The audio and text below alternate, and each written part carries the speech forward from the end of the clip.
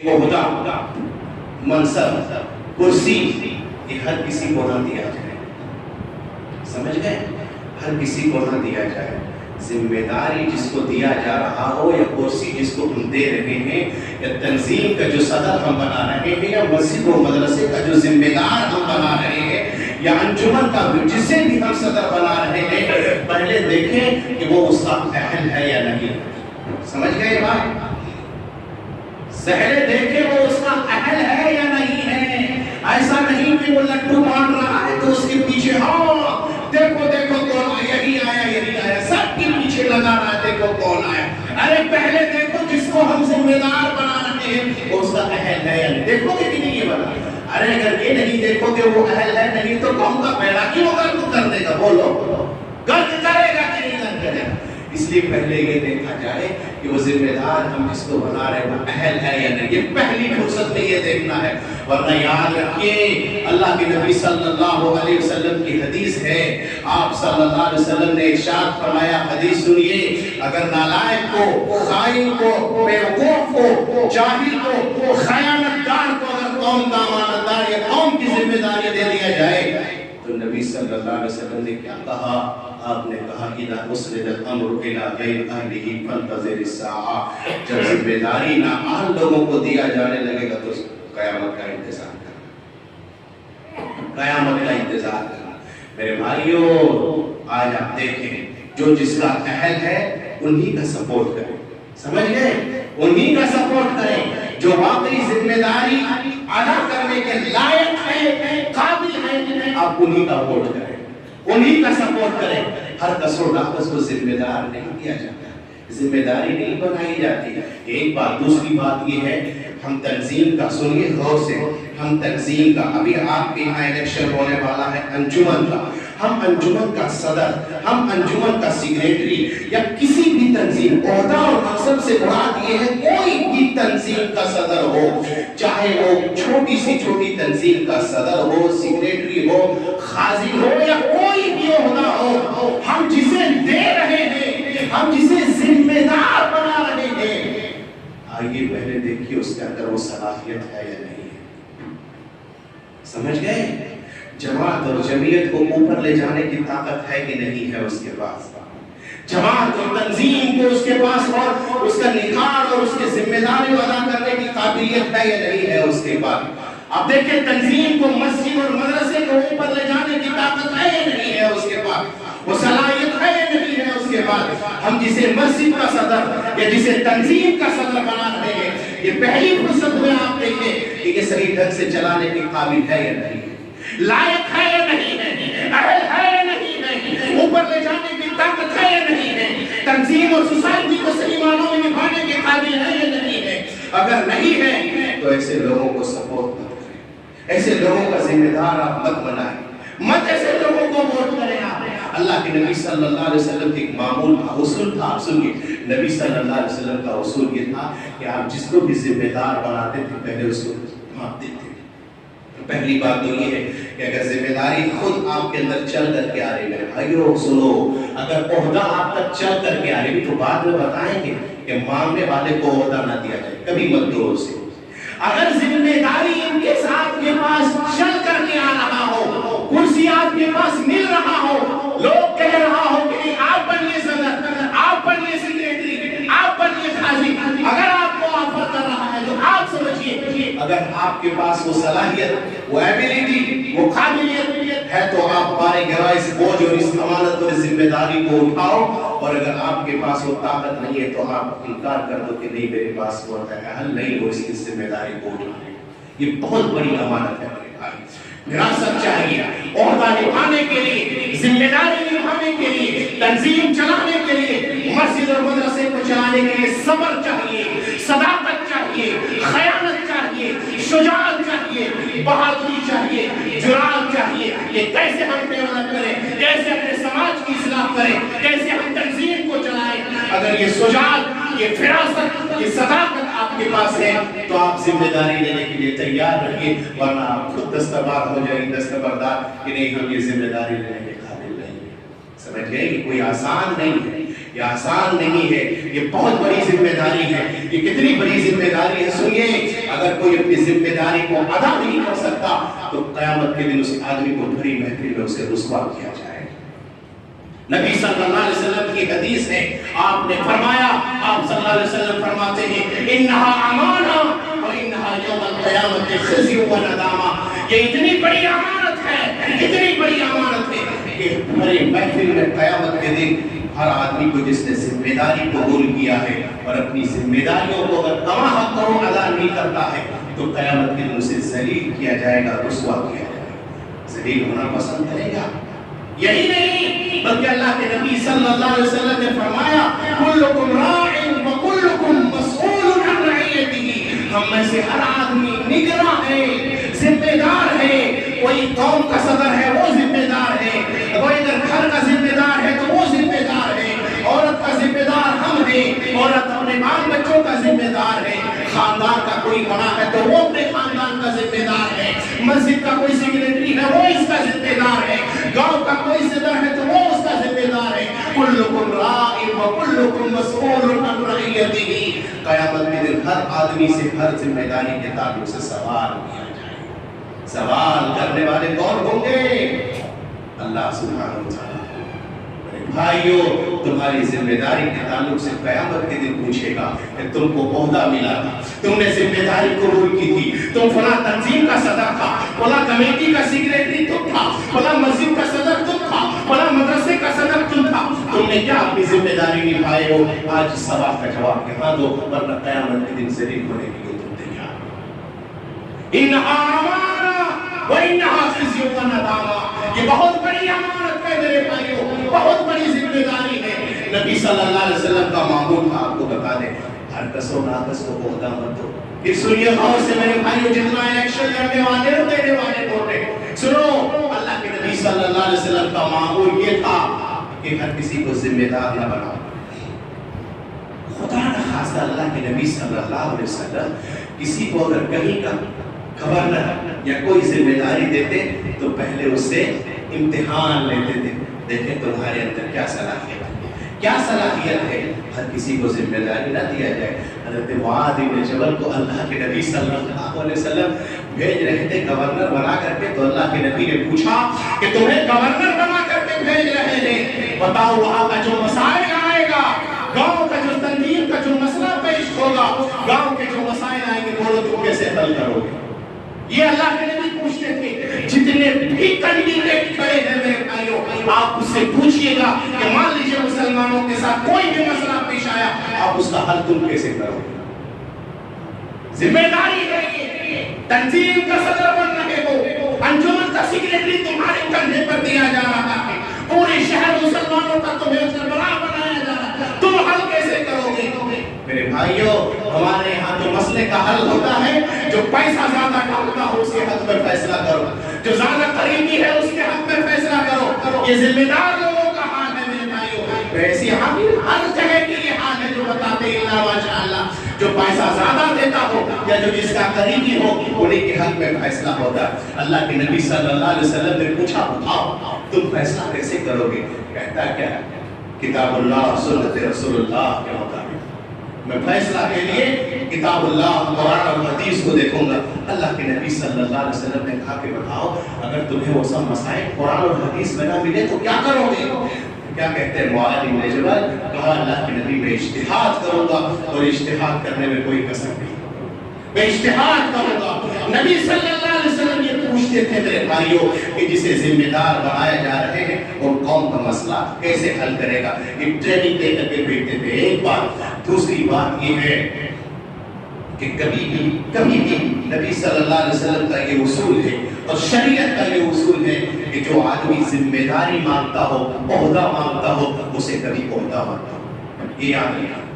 جو بھی شخص ذمہ داری کا سوال کرتا ہو اسے ذمہ دار مت بناؤ. کیوں؟ اللہ کے نبی صلی اللہ علیہ وسلم نے عبد الرحمن بن سمرہ کو کہا ہے عبد الرحمن لا تسأل الامارہ، کبھی بھی عہدے کا سوال مت کرنا.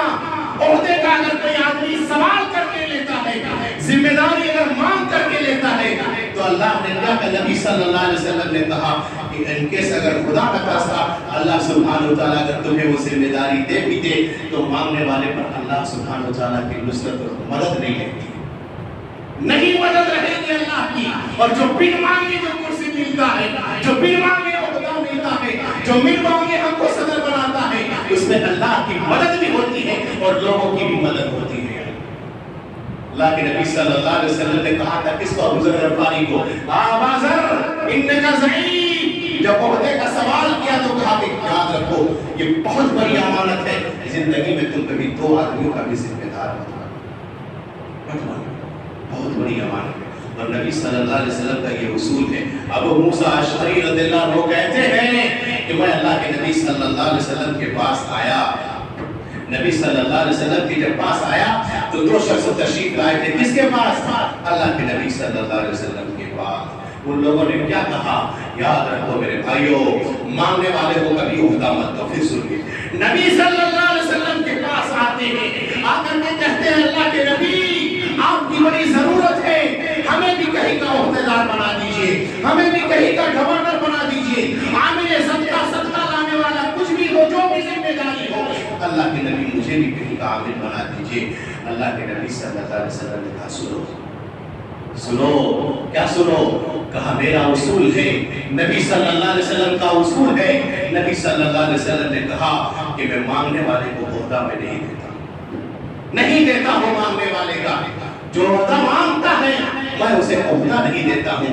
اللہ کے نبی صلی اللہ علیہ وسلم نے اس شخص کو بنا میرے بھائیوں، جو عہدہ کا سوال کرے وہ بھوکا ہے، وہ امانت دار سمجھ کر کے عہدے پر نہیں آئے گا، وہ فخر کر کے آئے گا کہ میں جیتا ہوں، میں برق پیدا کر کے آئے گا کہ نہیں میں عہدہ لیا ہے، میں نے لڑا ہے اور لڑ کر کے حاصل کیا ہے۔ ایسے لوگ قوم کا امانت دار نہیں ہوگا۔ جو عہدے کا سوال کرے اسے کبھی وہ نہیں۔ پہلی بات، ایک بات یہ ہے کہ اگر مان لیجئے اگر عہدے میں کوئی ایسا شخص آ رہا ہو جو غدار قسم کا ہو، خائن قسم کا ہو، ڈاکو قسم کا ہو، صحیح نہیں ہے، دیانتدار نہیں ہے، دیندار نہیں ہے، تقوی شعار نہیں ہے، خوف خدا اس کے پاس نہیں ہے، ایسا آدمی اگر آ رہا ہو عہدہ لگنے کے لیے، تب اچھے لوگوں کو آگے آنا چاہیے اور وہاں کر کے وہاں عہدہ لینا چاہیے۔ اس کی مثال دیتے ہیں، مثال یہ ہے حضرت یوسف نے سنیے غور سے میرے بھائیوں، حضرت یوسف نے کیا کہا؟ عزیز مصر وہاں کے بادشاہ سے کہا کہ مجھے وزیر خزانہ بنا دیجیے۔ وجہ کیا تھا؟ یہ جانتا تھا، بادشاہ نے خواب دیکھا تھا، کیا دیکھا تھا کہ 7 سال مصر کے اندر کیا ہوگی؟ قحط سالی ہوگی، 7 سال۔ اب یوسف علیہ السلام سمجھ رہے تھے کہ اگر مان لیجئے اگر یہاں کا کوئی سربراہ یا کوئی ذمہ دار خائن قسم کے آیا، ایسے مشکل گھڑی میں ضرورت ہے قوم کا، سماج کا سیوا کرنے کا، ایسے مشکل گھڑی میں سیوا کروں گا۔ اگر کوئی خائن قسم کا، غدار قسم کا اگر آ گیا اور اگر وہ آدمی کا خزینہ وزیر خزانہ بنا دیا تو ہوگا یہ کہ پورا خزانہ ہو سکتا ہو قبر کر دے یا خیانت کر دے، یا ہو سکتا 2-3 سال ہی کے اندر اپنے منہ چور کر کے، جیسا ہوتا ہے آج کل منہ چور کر کے جو فیصلہ ہوتا ہے منہ چور کر کے اس کو دے دے زیادہ خزانہ۔ پتا چلا 2-3 سال لوگ بھوکے مر جائیں گے۔ اس کنڈیشن میں، اس حالات میں حضرت یوسف علیہ السلام نے کہا اجعلنی علی خزائن الارض، مجھے زمین کا خزانہ بنا دیجیے، مجھے فنانس منیجر بنا دیجیے، مجھے وزیر خزانہ بنا دیجیے۔ یوسف علیہ السلام سمجھ گئے کہ اس مشکل گھڑی میں ذمہ داری سے کام کروں گا۔ تو میرے بھائیوں، اگر آپ کو سمجھ میں آ رہا ہے کہ میں اچھا ہوں، آپ سمجھ رہے یہاں تو سب کوئی کہہ رہے ہیں میں اچھا ہوں، وہ برا ہے میں اچھا ہوں، سب وہی کہہ رہے ہیں میں اچھا ہوں، آپ چھاپیے، آپ سمجھیے کون اچھا ہے، اسی کا سپورٹ کریں اور اسی کو مسلمان کا سربراہ، اپنے شہر کا تنظیم کا صدر وہی لوگوں کے کندھے پر ڈالیں۔ نااہل کو ذمہ داری مت دیں ورنہ پورا بیڑا گرک کر دے گا۔ ایک بات، دوسری بات یہ ہے کہ مان لیجیے آپ نے ذمہ داری لے ہی لیا ہے یا لے رہے ہیں تو سمجھیے یہ کتنی بڑی امانت ہے۔ میرے بھائیو آپ کو بتا دیں کوئی کھیل نہیں ہے نا، یہ فخر کی چیز نہیں ہے۔ صحابہ کرام اسلاف بڑی ڈرتے تھے ذمہ داری لینے سے، وہ لوگ بڑی ڈرتے تھے ذمہ داری لینے سے، عہدہ قبول کرنے سے بڑی ڈرتے تھے۔ صحابہ کرام اسلاف لینا نہیں چاہتے تھے، سمجھتے تھے کہ قیامت کے دن ذلیل کیا جائے گا، اللہ سبحانہ وتعالیٰ قیامت کے دن سوال کرے گا، اس سے اسلاف ذمہ داریوں سے بڑی بھاگتے تھے. وہ نہیں چاہتے تھے کہ ہمیں صدر بناؤ, وہ نہیں چاہتے تھے کہ سیکریٹری ہمیں بناؤ, بڑی ڈرتے تھے وہ. آپ تاریخ اٹھائیے, سیرت اٹھائیے, سب سے پہلا واقعہ عمر بن خطاب کا اٹھائیے. اللہ اکبر. ان لوگوں کا حال یہ تھا کہ جب ذمہ داری لوگ بنتی تھے, صدر بناتا تھا یا قوم کا تنظیم کا جب یہ لوگوں کی ذمہ داری آتی تھی تو یہ لوگ غریب ہو جاتے تھے. آج کل لوگوں کا جب صدر بنا دو تو لوگ کا بینک بیلنس چیک کیجیے گا تو سرکار جتنا پیسہ آئے گا ان کے اکاؤنٹ میں رہے گا. وہی لوگ غریب ہوتے تھے. ان کی ذمہ داری یہ تھی میرے بھائیوں, جب ذمہ دار بنائے گئے تو عمر بن خطاب رضی اللہ عنہ کو سنیے غور سے, سنیے غور سے. یہ نہیں کہ ہم صدر ہیں, یہ نہیں کہ ہم سیکریٹری ہیں, دنیا سو رہی ہے. عمر بن خطاب مدینے کی گلیوں میں گھوم رہے ہیں رات کو. صحیح ہے؟ بولو صحیح ہے کہ نہیں صحیح ہے؟ ارے رعایا سو رہی ہے, لوگ سو رہے ہیں. مدینے کی گلی میں عمر کا گزر ہو رہا ہے. عمر گھوم رہے ہیں, دیکھ رہے ہیں کون بھوکا سویا ہے, کون پریشان ہے, کس کی کون سی پریشانی ہے, کس کی کون سا بھوکا سو رہا ہے, کون پریشان حال ہے. یہ ذمہ داری عمر کے کندھے پر ڈالا ہے تو دنیا سو رہی ہے. وقت کا خلیفہ مدینے کی گلی میں گشت کر رہا ہے کہ دیکھیں کون کس پریشانی کی حال میں. میرے بھائیوں, یہ خلیفہ کے ایک جگہ دیکھتے کیا ہے کہ بچے کو رو رہے ہیں. اب سنے ہیں, رو رہے ہیں بچے. عمر بن خطاب چاہتے ہیں کیوں رو رہے ہو؟ ہنڈی میں کیا پک رہا ہے؟ بھوک سے رو رہا ہے بچے. ہنڈی میں پانی ابل رہا ہے.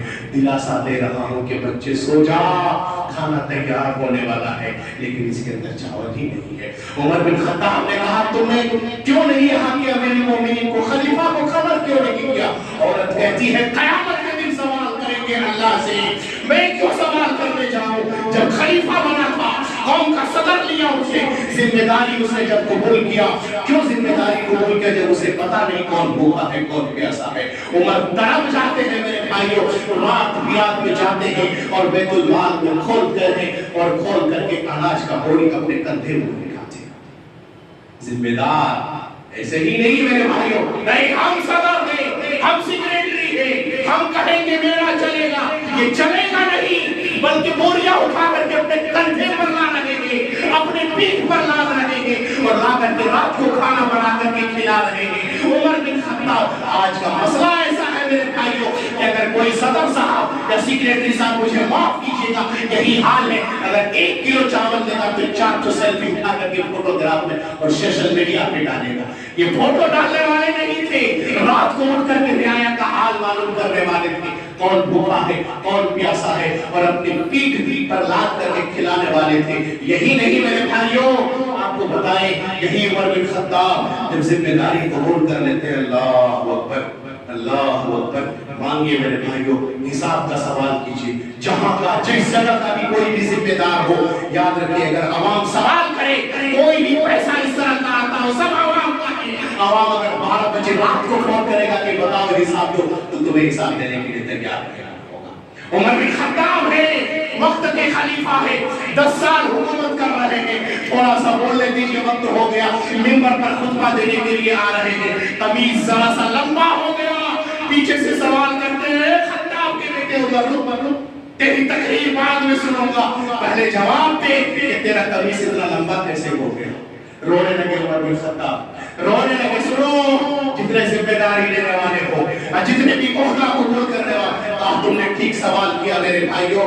سوال کرنے کا حق ہے تمہیں. کہا کہ بیت المال سے جو ملا تھا کپڑا, میرا اتنا لمبا کرتا نہیں ہوا, جیسے عام مسلمانوں کا کپڑا ویسے وقت کے خلیفہ کا بھی کپڑا, کوئی بدل نہیں, کوئی لمبا نہیں. میری کرسی ایسا نہیں ہے کہ چاروں طرف کوئی چیئر میرا گھومے, جیسا تیرا کرسی ویسا میرا کرسی. کہا اگر آپ کا کرتا نہیں میرا ہوا تو آپ کا اتنا لمبا کیسے ہوا؟ خطاب کا بیٹا عمر رونے لگے. کہا اگر اس مجلس میں عبداللہ عبداللہ بن عمر میرا بیٹا ہے تو صفائی دے. آج عمر کچھ نہیں بولے گا.